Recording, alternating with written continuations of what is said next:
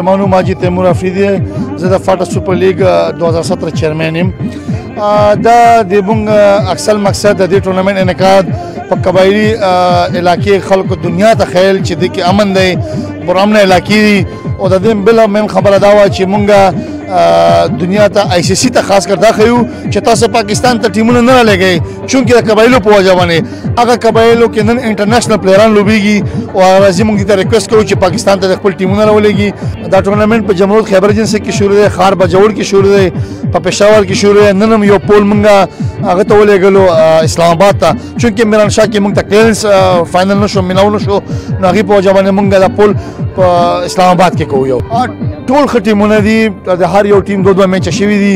ان شاء الله په 13 تاریخ به فائنل کیږي او خپ پرامن طریقه باندې ماحول باندې انټرنیشنل پلیئرز راغلي دي، عمران فرات، رفعت الله مومند.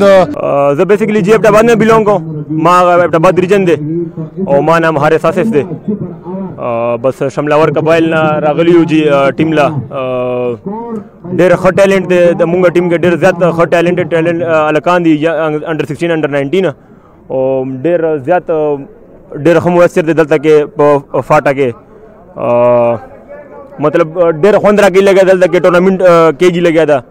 دا نوٹ کړلی چې قبایل کې د ګردي پاکستان کې تګړه او ټیلنټډ خلک ما دلته کې ولیدل. زما نوم دی ابوبکر صدیق او مونږ ډېر زیات خوشحاله یو چې داسې ټورنمنټ کې زمونږ په زلمي سره یو او د مونږ دلته دریم میچ دی، دوه میچ 1-1 پوینټ پکې حاصل کړی. مونږ کوشش کوو چې مخکې فائنل سیمی فائنل پورې لاړ شو. اولنۍ د ټول فاټا سوپر لیګ ټي 20 کرکټ ټورنمنټ زبردست مقابله د ټولو ټیمونو ترمنځ روانه ده. د شملاور قبایل او د خیبر ایجنسي تالنډي کوتل د سیمې ټیم ترمنځ अच्छी गेंद और इस तरह कबाइल शमलावर की टीम